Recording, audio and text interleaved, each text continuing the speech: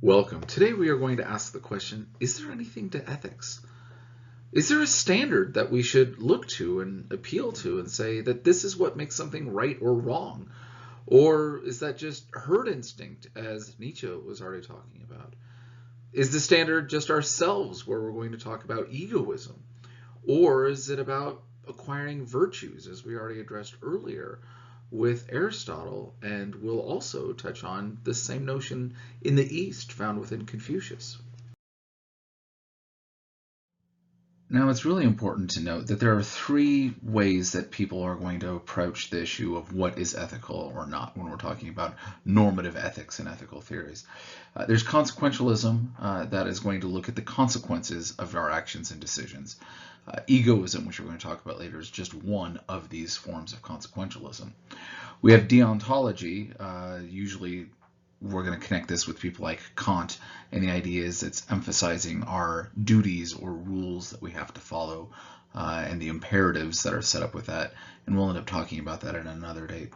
And then there's virtue ethics, which really emphasizes that the point of ethics is to help you become a virtuous person, developing moral character.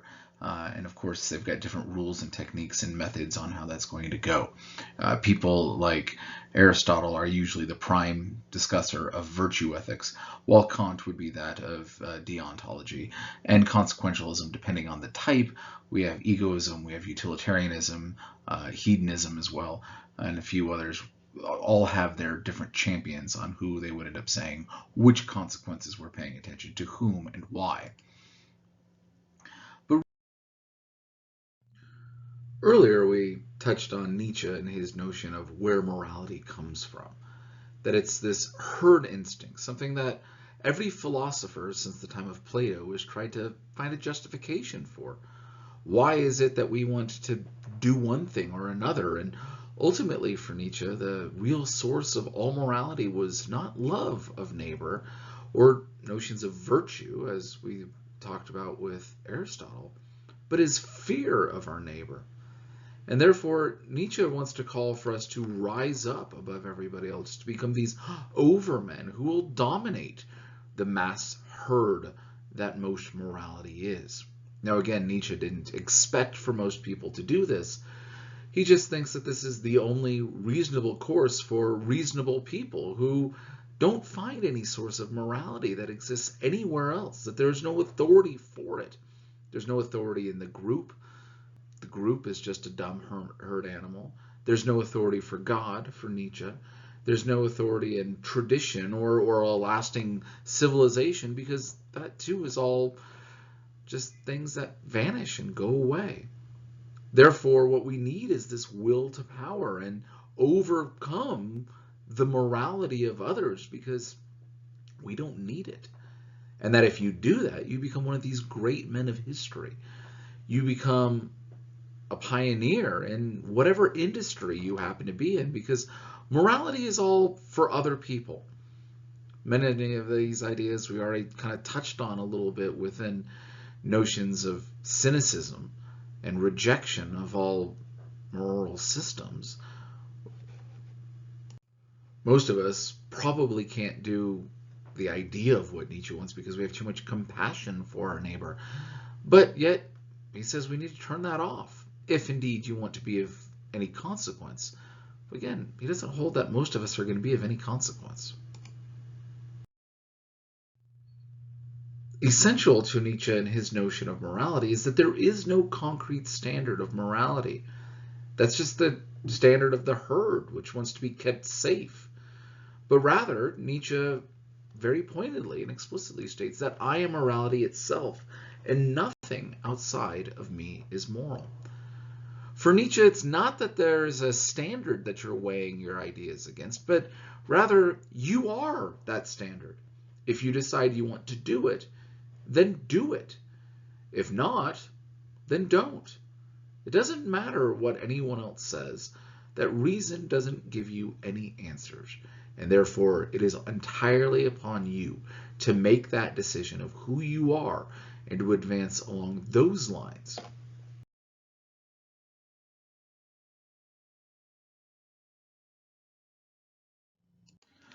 What Nietzsche ends up embodying is this notion that morality is relativistic. Uh, he has it as an individual who decides what is moral and what is not. There's also those who advocate that the idea of what is moral is relative, but is defined by cultures instead of individuals. Cultural relativism is, again, similar, where something might be right or not, uh, but it's something imposed by a larger group of people. For Nietzsche, he's arguing against the morality of Europe. Uh, Cultural relativists would say that Nietzsche is wrong because Europe gets to decide what is moral or not. Similar things with notions of America and others. Most famous sort of example of cultural relativist, one of the great arguers for it, is William Graham Sumner, who wrote in 1906, and he said, "The right way in which the ancestors used, and which has been handed down, the tradition is of its own warrant. It is not held subject to verification by experience. The notion of right is in the folkways. It is not outside of them, or of independent origin, and brought to test them. In the folkways, whatever is right. This is because they are traditional, and therefore contain in themselves the authority of the ancestral ghosts. When we come to the folkways, we are at the end of our analysis." Sumner here is really arguing that what is moral is decided by a culture. Whatever cultural norms we have decides what is moral.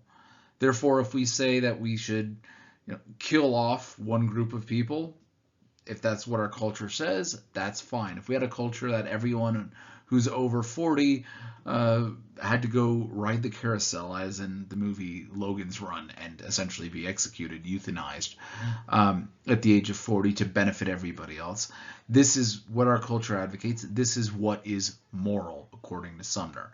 Now, another culture might not have that practice, as we don't, and therefore, if that practice was to happen here, we would say that's immoral. And this is the sort of argument of cultural relativists. Now, there are some major limitations to cultural relativism that we should keep in mind. Cultural relativism will tell us that it's impossible for cultures to grow or to change, because anyone who wants to do that is immoral up until the moment in which the rest of the culture has changed. Therefore, slavery is moral until the moment in which the majority of the culture says it's immoral. You can't advocate for it. You are immoral and you're advocating against it while it's still happening if the majority of people agree with that. That's a real difficult part of adopting notions of cultural relativism. And yet many people do hold this idea as well. Others, like C.S. Lewis, end up advocating that there are universal standards, that issues like slavery could always be viewed as wrong, and therefore you're not on the right side or wrong side of a momentary debate, but something is objectively just wrong.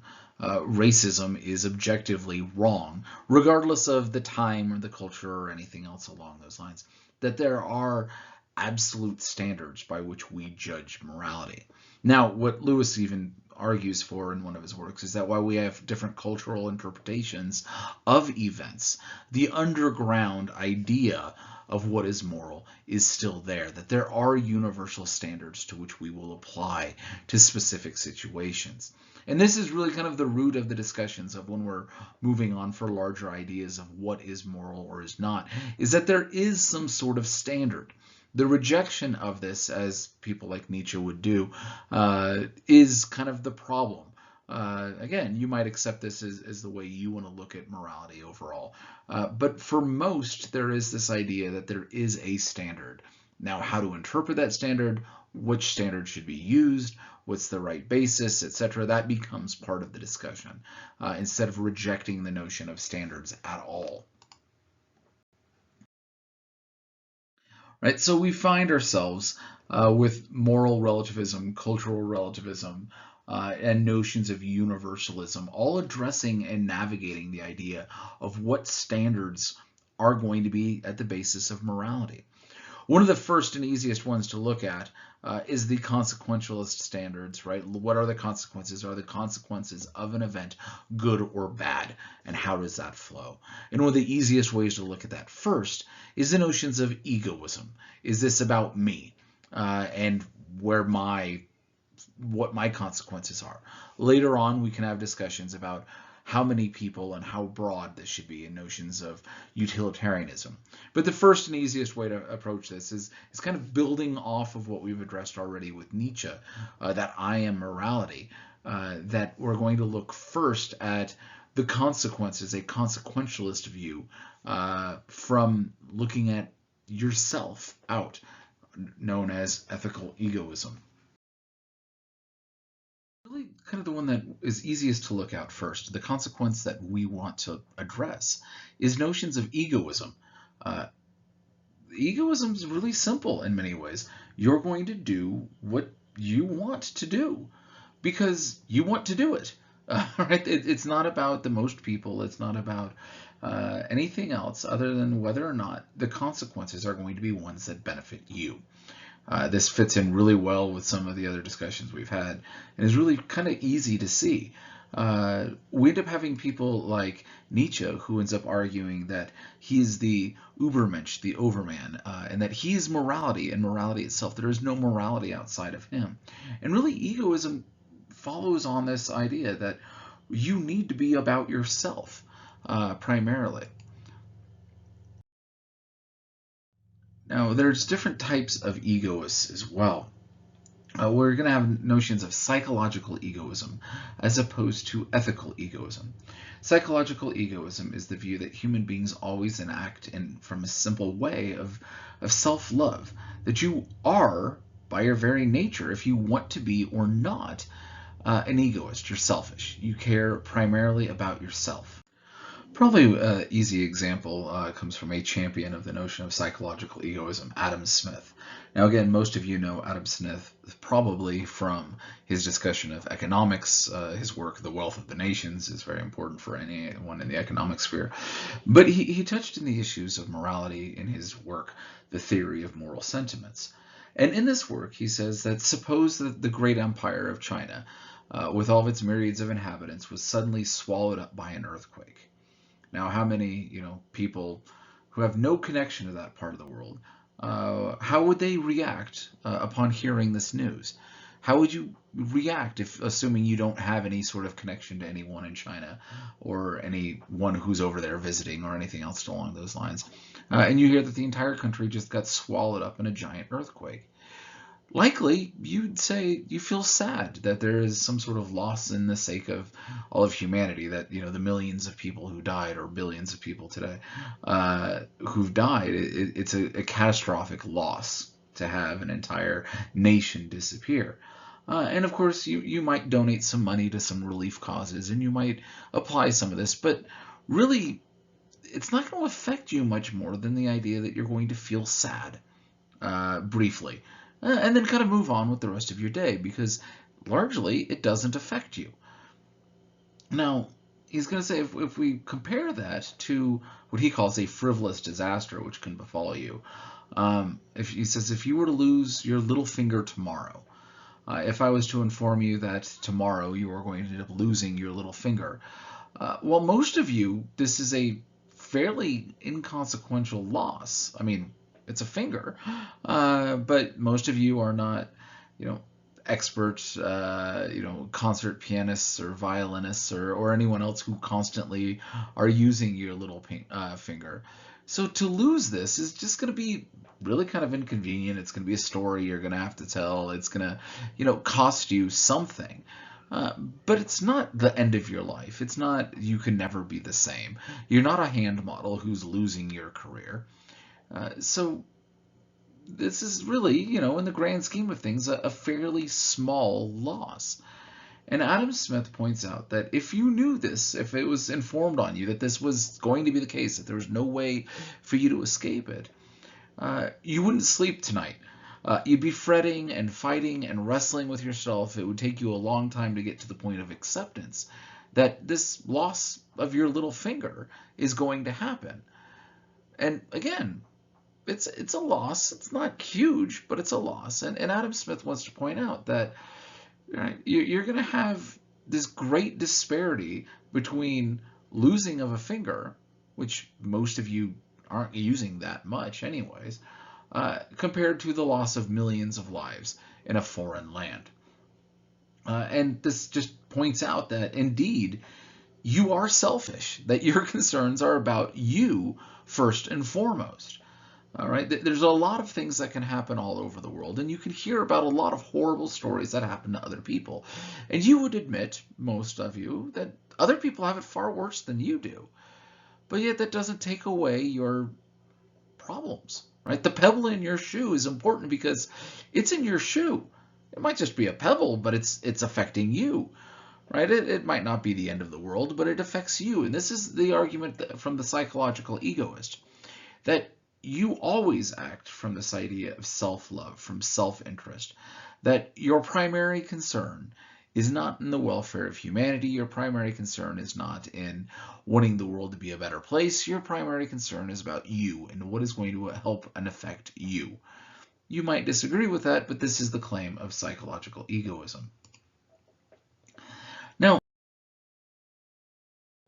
psychological egoism is a little bit different from the idea that saying you ought to be selfish, right? Saying that you are selfish and that we have this as a trait is something that many of us might want to overcome and fight against.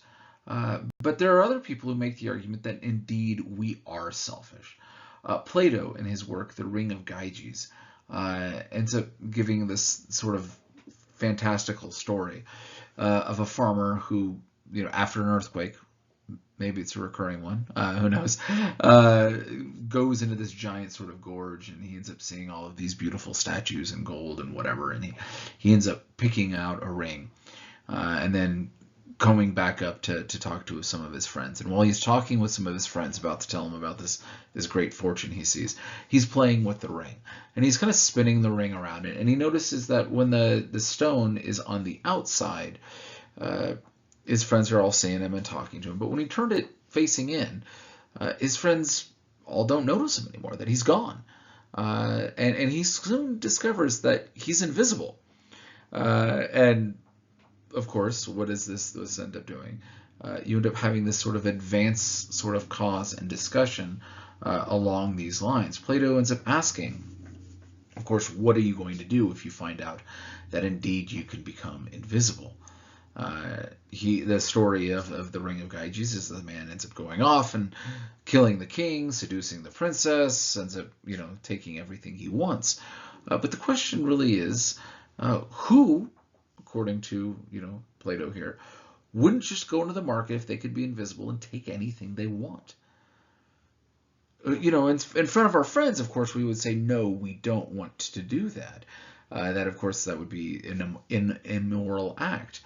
But Plato ends up saying that if you're truly invisible, and for the theists, right, let's extend the argument to invisible even to the eyes of God, right, that there's no sort of negative repercussions that can happen. Who doesn't just take what he wants? Plato ends up calling this man a wretched fool, a wretched idiot.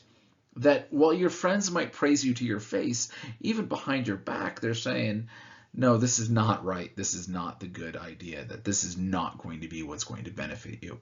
And that this becomes the sort of challenge that that ethical egoism has. While psychological egoism says that you are selfish, ethical egoists argue that indeed you ought to be selfish. That this is the claim, that this is the identity. And Plato in this work, The Ring of Gyges, demonstrates this pretty well. Beyond just what Plato is saying, egoism really advocates that egoism itself is a good thing. That it's not just how we are, but it's how we ought to be. To kind of paraphrase it off of the Oliver Stone movie Wall Street, egoism is good, right? This idea of greed, of wanting more, of wanting to accumulate, wanting security, wanting safety, wanting to excel, are all good things. Now, many of us might say, it can get too much. And then the egoist would say, if it's too much, then it's not healthy for you. Right? It's not just accumulate, accumulate, accumulate. If it's going to tear you down and destroy you, then you're not being a good egoist. All right, if it's all about you, you still need to find the balance of what's going to work out well for you. This is the argument that we want. This is what we need to say. This is what egoism is advocating that we do. Indeed, there's a famous story about kind of the good ways of being selfish about Abraham Lincoln. It says that the great emancipator was once on a train with somebody else advocating that we are all selfish. And while he's going across the train, he ends up hearing of some piglets who are stuck in the muck and are going to die, and the mother sow is squealing while her piglets are stuck. And Abraham Lincoln immediately, stops the train, and he gets out and he helps the piglets out, and then he gets back on the train and talks with his friend. And the guy's saying, "Well, look at this! You just did an unselfish act. You just helped the piglets out." And Abraham Lincoln says, "No, this was the height of selfishness. I wouldn't have been able to sleep tonight if I didn't take care of this." Right? That he was still doing this act, even though it's a good act, even though it's an act for somebody else, out of this idea of still being selfish, that he's still looking out for him and for his wants and his concerns. And so this is kind of the idea that there's sometimes a good way of being selfish.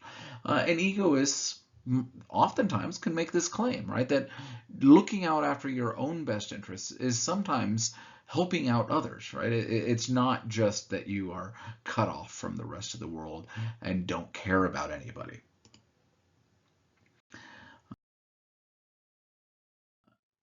In fact, there's even those who make the argument that egoism is beyond simply looking out after yourself, but that egoism is the idea that we should all hold on to. Milton Friedman, the famed economist, ends up having this famous discussion about the pencil. And while he's looking at the pencil, right, he's going to say that no single person could have ever made a pencil. And indeed, this is, at least in part, true. Right? All of the parts, all of the resources that are needed to make a pencil come from all over the world. The graphite comes from some mines, the wood from others, the paint is mixed in one place, the rubber is made on one side of the world while the lumber is treated in another, let alone all of the other tools that are needed to be able to cut the wood, to mine the graphite, to harvest the rubber, and all of the other steps along the way. And that even a simple little thing like a pencil that doesn't cost you very much is based on this idea that everyone is doing what is in their own best interest. The miner, it is in their interest to mine the graphite. They get paid for it. The rubber tree farmer, the same. The lumber mill, the same. Everyone along the way is doing what is in their own interest, and it benefits you, is what Milton Friedman wants to argue. Right? By everyone being selfish, we're going to put away some of our disagreements that we have with other people. Right? There's people all over the world who come into making this tiny little thing called a pencil. People of different races, different religions, different nationalities, different things of what they would say is the most important thing for them in their own life. And yet, they all have this same sort of idea that we're producing this.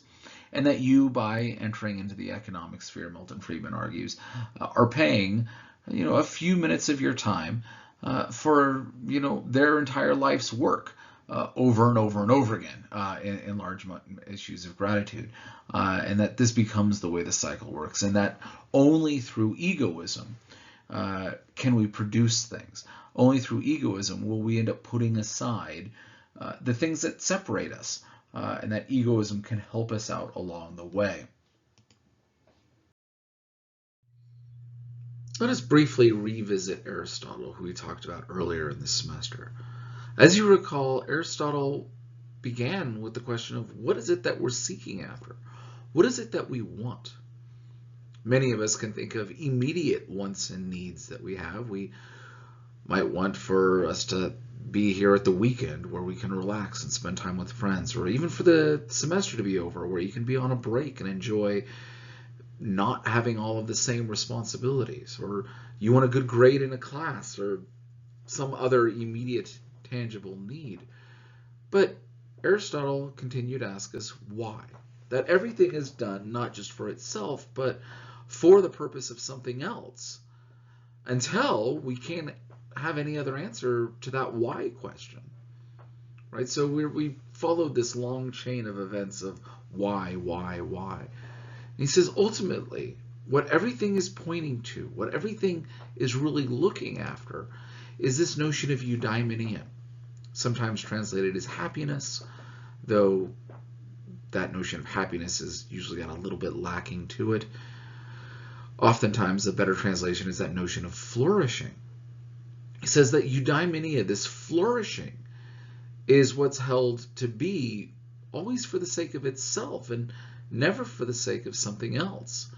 Therefore, even wanting a break, wanting to be with friends, wanting to relax or be engaged in something is for the sake of flourishing. Because indeed, relaxing, if it's not actually recharging you and helping you move forward, it's just sloth, and that's too much. And we've ran past the notion of the golden mean that Aristotle talks about, right? If it's not done for flourishing and making your life better, then it's not of service at all. And that's not really what you're seeking after. Because Aristotle points out that eudaimonia, this flourishing, is not momentary happiness, but how we would identify our happiness in a complete life. Did you live every day like there's value enough that you don't feel like you've wasted it all? And of course, there's a certain amount of waste here and there. And the whole point for Aristotle was to try to find ways of acquiring the virtues where your life will seem complete and be a flourishing life at that point. Of course, this all is about being virtuous for Aristotle and avoiding those vices. To help us avoid the vices that exist, we have to find that beautiful little golden mean that's there in between the extremes. We find ourselves wrapped up in notions of habit that often take us from one routine to doing it over and over and over again. And we need to make sure that the habits that we are creating are virtuous habits and not those that feed into our vices. Of course, for Aristotle, this is found through emulating those who you see as virtuous. And that by being virtuous, we'll see the benefit of that virtue, because at that point, we will truly flourish. That when our vices take over and control us, then we fail to really thrive and live, and we find ourselves in a whole host of other problems. But if we take on the habits of the virtuous people who avoid the extremes of deficiency or excess, then we're able to rise above everything else, and we will truly have a life that's one that's worth living. It's a morality that's not based upon just my individual wants, because there seems to be an actual standard to this, right? This is why the golden mean is something that can apply to pretty much everybody. It's not set up by a culture, although there's definitely cultural weight into it. And it's not just about the consequences, as consequentialists will say, nor is it about the duty that you're going to have to prescribe as deontology. Virtue ethics seek virtue for its own sake, and also for the sake of a flourishing life which cannot be lived without virtue. Right, and so we find ourselves here at the end of this discussion with understanding that there's a difference between just consequences and virtues. And right, there's these two different sort of ethical theories or ways of approaching ethical dilemmas. The consequentialist is looking at what is the outcome of it, as opposed to what is a truly good thing to be done, and why is this thing truly good. Later on, next time, we will end up addressing issues of utilitarianism versus Kantianism or deontology, where we're going to add to consequence this notion of duty. And we can find ourselves within all of these discussions addressing what's commonly known as this trolley problem, which we'll talk about more in detail next time. But right, the trolley problem essentially goes, there's a trolley, an out of the way, trolley that's running down. And if you do nothing, the trolley is going to kill 5 people. You have the option, though, of pulling the lever, which will change the track of the trolley, and it will kill 1 person. Now, for both the deontologist and the virtue ethicist, this is a real sticky sort of position, that you don't just pull the lever, because are you being virtuous? Are you doing your duty not to kill by doing so? The consequentialists oftentimes will just look at the raw numbers and say 5 versus 1, the moral thing is to actively kill the 1 person as opposed to passively letting 5 people die. And again, this is something for us to kind of think about and apply as time goes by, but what consequences you're going to look at and how you're going to address things like this, a fairly real world, although hyperbolic, situations, right? We have a lot of different events in our life that we can look at that fit into this sort of idea. And this is the question that we have to ask ourselves. So if egoism is correct, and that it is all about what you want, the question then becomes, what do you want?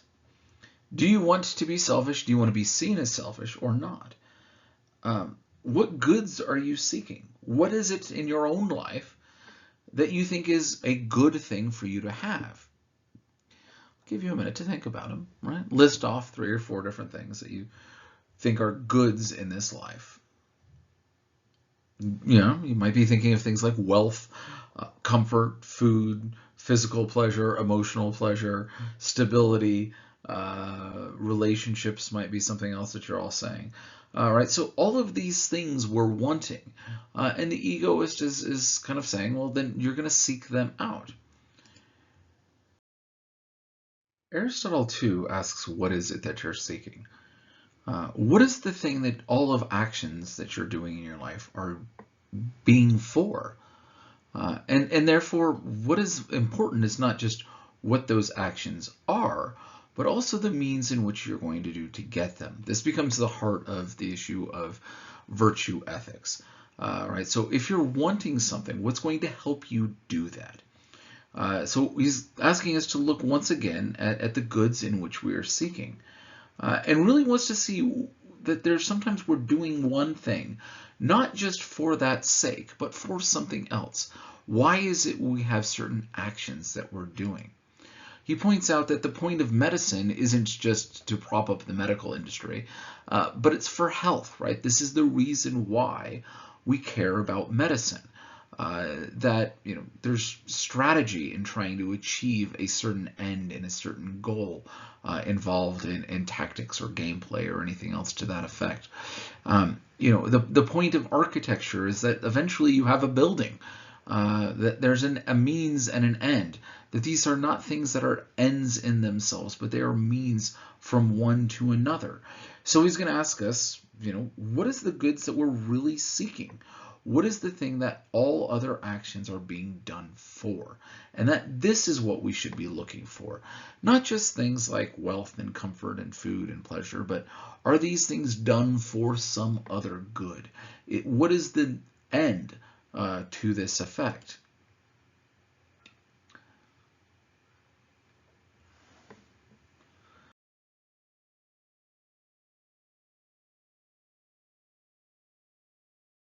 Right? So really the issue for Aristotle is that we want to look at and try to find the answer of one final end. Right? What is the thing that we're really wanting?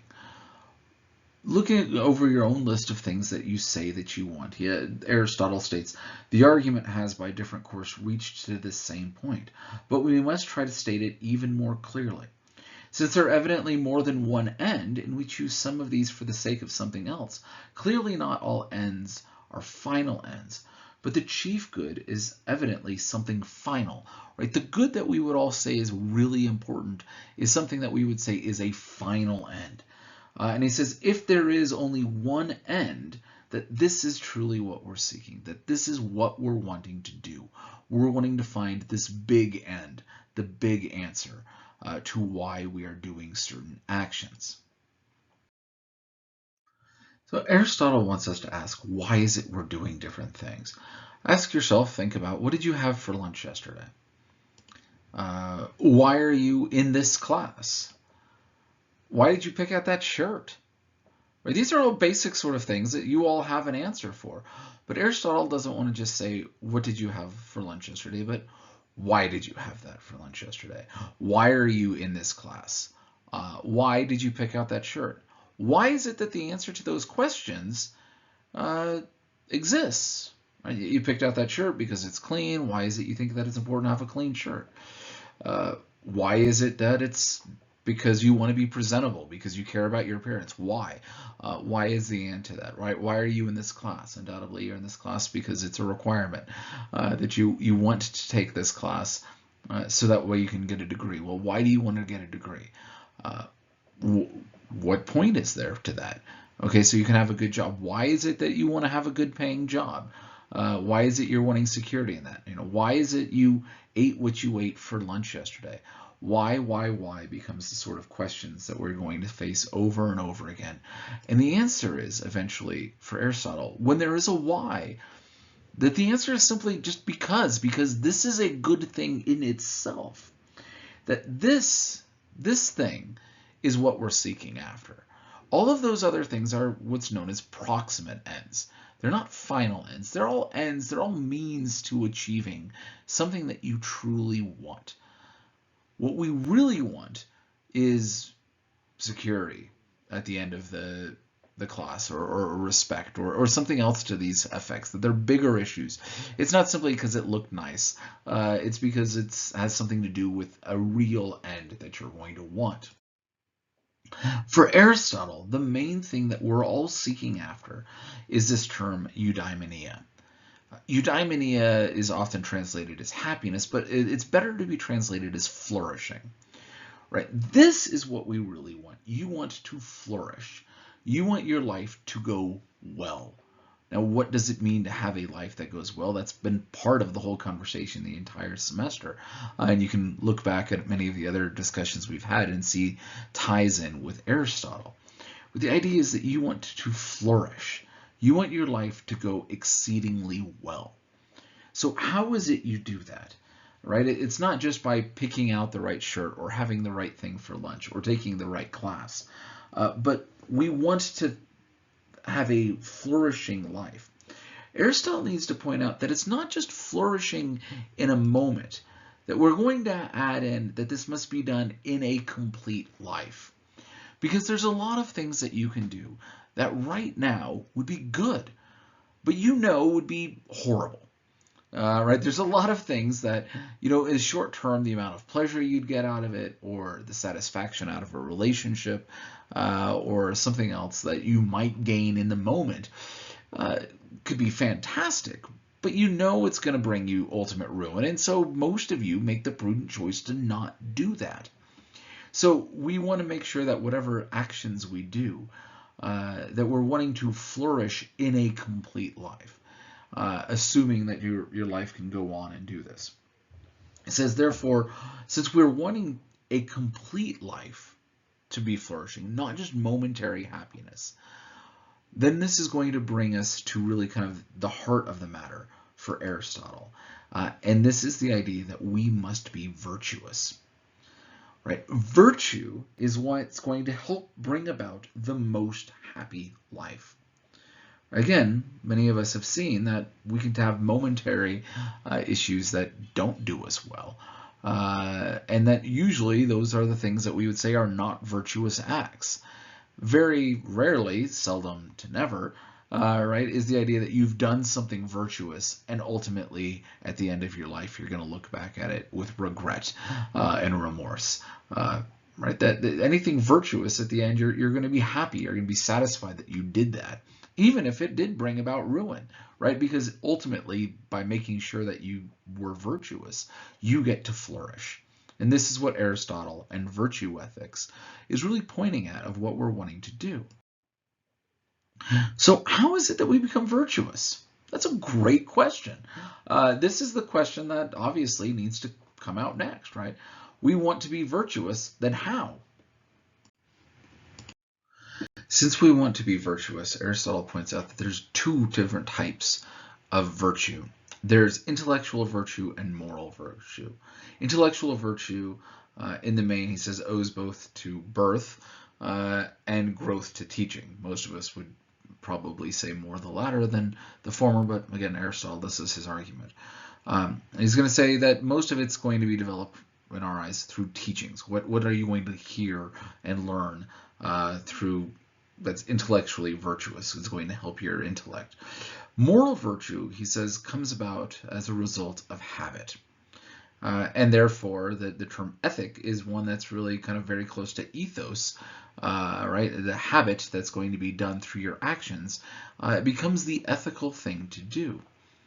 He also wants to say that it's plain that none of the moral virtues arise in us by nature, for nothing that exists by nature can form a habit contrary to its nature.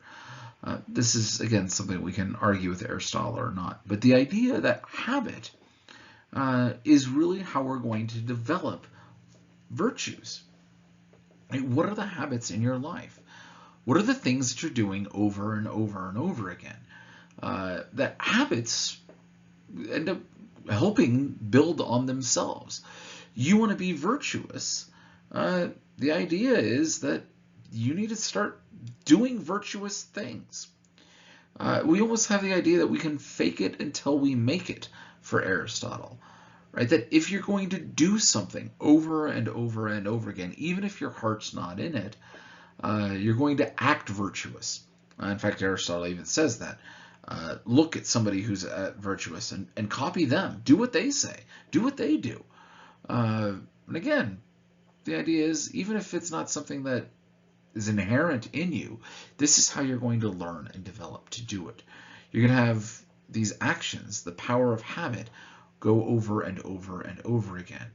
Right? You all know that breaking a bad habit is very, very hard.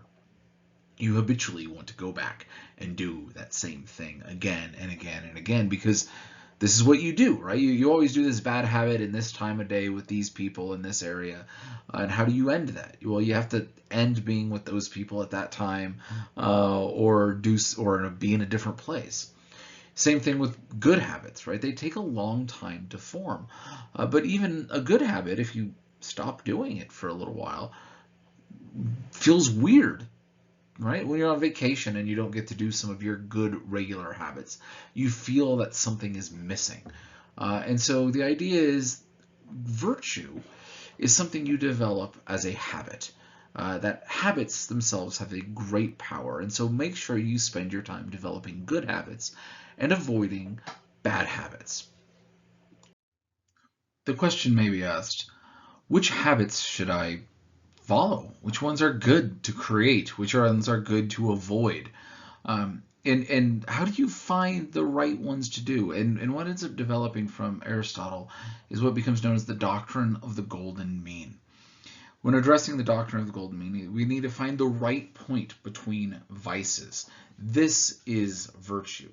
He's going to say in most actions, in most thoughts, in most what you're going to do, if you or have too little of something or too much of something, that we would decide is a vice. And the virtue is finding the right amount of that. Right? He's going to say that in exercise that we have to lift the right amount of weight. Right? If you're bench pressing, you normally bench press 150 pounds. If I throw on 300 pounds and expect you to do that, you're going to fail. Right? The weight is twice, right, excessive of what you're able to do. You're not going to be healthy. You're going to injure yourself. Similarly, if I only give you 10 pounds and expect you to do that, you're really not going to get a workout, right? Your body is not going to be making any more muscle, right? It's really not going to do you any good. And in fact, you might say, well, to try to gain any sort of weight, I'm going to have to increase my reps. And you're going to reach to a point where you might tear something just by too much repeated motion, and probably, in all likelihood, losing your form, etc. Right? So you need to find that sweet spot. Maybe you can push it a little bit more one way or the other, but right, this is what you need to work on and where you need to be. The example that Aristotle specifically uses is the notion of courage. Whereas courage is to be found is in between notions of cowardice and recklessness. Right? That the same person, if you run away from what's confronting you, we're calling you a coward. If you're so fearless that you're rushing straight into a battle, he's going to say then you're just being reckless, right? You're not stopping and thinking. That you have to respect what you're addressing. And that becomes where courage is to be found. And so the virtue of courage is in between these. And we have similar sort of ideas in a lot of other areas of life as well. There's many other places where we can find where virtue is found between the two vices, where the mean, the golden mean, is found between deficiency and excess. Right? We've got bravery. He's going to also talk about the notions of temperance between addictive and ascetic, generous between stingy and extravagant, truthful between self-deprecating and boastful on how we're going to address ourselves. You can find lists all over the place, and you can kind of see where you are in your own life on this as well. There's a lot of things that if you do too much or too little, it's going to harm you, and you need to find the right sweet spot. Now, the problem with things like the golden mean is, what do you do with horrible things? Is it okay to do a little bit of that? Is it okay to kill just a little bit, or take a little bit of meth? And the answer is, of course, not. Right? Doing things like that are just inherently bad, and need to be avoided. Now, the idea is you find the golden mean to navigate with things around that. You're not just doing everything in a small amount and not to excess. There are some things that once is excessive, right? Killing people is excessive, done at a singular moment. Obviously, we might find exceptions to this, right? We're going to say it might not be excessive if it's to save your own life, or if you're called up to service for war, or to help an innocent, possibly.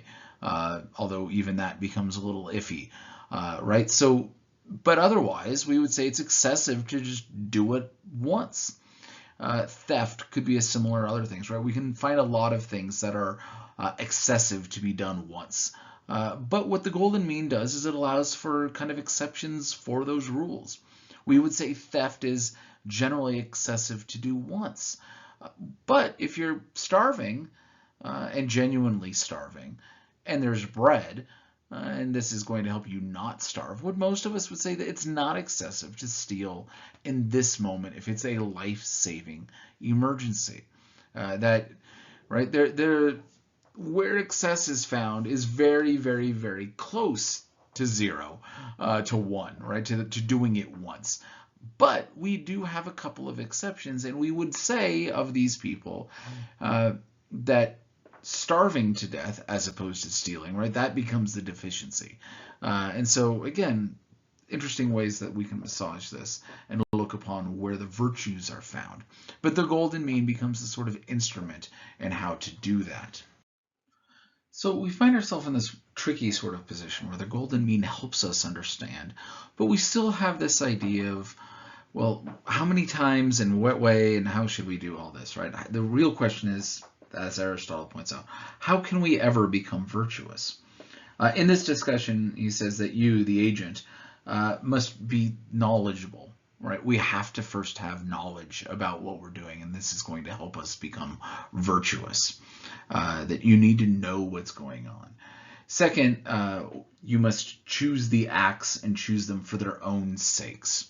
Right? It becomes a little tricky when we're doing something for something else, right? If we're not looking at those final ends, if we're looking at everything as a sort of means to an end, this becomes very tricky when talking about notions of morality, if everything is simply a means to something else. that an action must be chosen for its own sake. And otherwise, understand that why you're doing this, and it takes on the moral character of maybe that other act, but also on its own. And this becomes a very tricky thing, right? We're not consequentialists where we're only looking at the consequences, if the consequent is good, but also why you're doing it, right? So we find ourselves in a sort of sweet spot between notions of duty from the deontology perspective and notions of consequence from the consequentialist perspective. That you need to have this sort of unchangeable character that's dictating what you need to do. Thirdly, your actions must proceed from a firm and unchangeable character, right? Your character has to will for a good thing and choose the good thing along these ways. This becomes the virtue. Now, again, this becomes really tricky, and Aristotle kind of expands upon this a little bit, and he says actions then are called just and temperate when they are such as the just or temperate man would do. But it is not the man who does these that is just and temperate, but the man who also does them as a just and temperate man do them. Right? So it's not just that you're doing the right things, but you also have to do them as the right things. And again, this goes back to what Aristotle is going to say. It's about habit. It's about forming your actions like the person who you want would do them, not just how you want to do them or just the consequences. There is this sort of mirroring, and virtues are found by comparison with others on where do we see these lines and how do we want to do that. But this becomes the idea for Aristotle on how you can become virtuous. Again, going back to these earlier discussions, look at virtuous people, do what they do it how they do it why they do it, and this tells you what virtue also is. And you'll notice that in the majority of the time, it follows this notion of the golden mean. And that's the easy way for you to move and accept and acknowledge that as well. It's also important to note that egoism is just one type of consequentialist theory. Right? Egoism looks at the consequences on how it's going to affect you. An egoist might look at that same sort of trolley problem and say, I couldn't live with myself if I killed the one person. That would haunt my dreams, as we saw kind of with Abraham Lincoln and the pig. Same sort of story, right? And so you're looking at the actions that affect you. Hedonism, a doctrine we've talked about quite a few times, really looks at notions of pleasure versus pain and kind of becomes the foundation for a lot of different consequentialist theories on do we want more pleasure and less pain, and how do we orchestrate that, and how do we do that? Utilitarianism, which we'll get into more in the future, really is about what's going to have the most amount of pleasure and least amount of pain for the most people. Right? So it's not just about you like the egoist, but for the greatest number of people. There's also some theists who we would identify as consequentialists, that they're going to say that everything has this sort of eternal consequence, and therefore your actions are always done for how it's going to relate to appeasing, relating, coercing this God into letting you end up having an eternal life of reward as opposed to consequence. And so everything has this sort of intrinsic value wrapped up in making sure you obey the God, even though your momentary life might fail, might be bad, right? You might find your reward for martyrdom being in heaven with whatever benefits that are promised to you, right? You're doing your actions because of this consequence, not out of duty, but because of the good you're going to find. Some theists are going to be saying it's the duty, and I'm following that out of this moral obligation to duty instead. So again, theists are not all consequentialists, though some may be. Kind of goes down to that motivation as well. You kind of have a theistic egoist for some as well, which kind of makes life a little tricky. So you can look at these and address these as well. Aristotle argues that there is a set virtue which we should all aspire to live up to. Yet not every ethical theorist agrees. Our discussion about ethical egoism and people like Nietzsche, who says, I am morality in of itself, would not hold that there are these sort of cardinal virtues that we all ought to live up to. For people like Nietzsche, morality is just a sign language of our feelings. And so we can kind of choose what we want to do. And yet there are others who are talking about consequences beyond the individual as well. They look at the greatest number of good for the greatest number of people. And then there are others who kind of advocate a sort of mixed understanding of this as well. Dostoevsky, in his work Crime and Punishment, has the protagonist puzzle out a question about killing off one wealthy elderly woman who no one seems to like, believing that it'll help fund his genius and the whole world will benefit if this person was to just be gone and he was to have her wealth and do things with it. Now, Dostoevsky is criticizing this idea, but a lot of people still tease out this idea of, is it okay to commit a heinous crime if it's going to benefit a greater number of people, right? Can crime ever be okay? Could taking somebody's wealth, if it's going to benefit more people, be okay?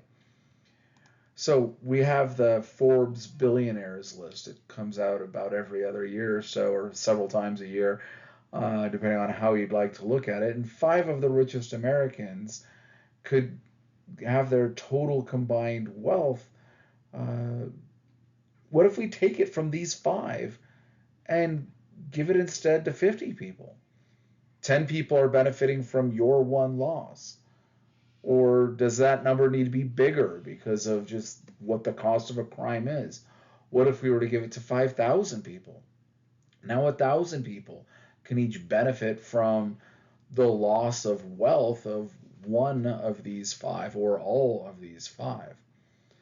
Really, if we look at the Forbes list of billionaires, there are over 15 people whose net worth is over $100 billion. Together, the top 15 people have over $2.34 trillion. What if we were to take all of that wealth and give it to some of the poorest countries in the world? Right, the five poorest countries, as reported uh, elsewhere, have countries like Burundi, which is a small landlocked country in East Africa with a reported GDP of about $3 billion, 3.01 as of 2020, and its population sits around 12 million people.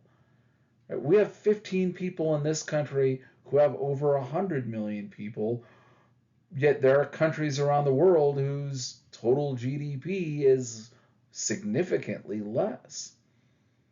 Right? Maybe we take some of that and send it over, or is that itself its own notion of crime? For instance, if we were to look at these five poorest countries, there's 90 million people living in these countries. If we were to take Bezos, for instance, at a little over $200 billion, and to take his money and give it to the 90 million people, we can increase their standard of living about 5 times. Is that the morally right thing to do? Or is that not okay? Just because, again, it is a form of theft. It is brutally taking something that somebody has worked for and giving it away to others for our own sense of justice. What if we were to just then say we're seizing everything over $100 billion? That would end up netting about $854 billion. Is that morally okay to do, or does that have its own other costs?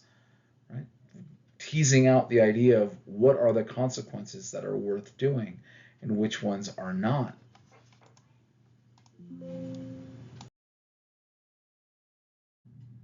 The important thing when kind of forming notions of morality is that we get to choose.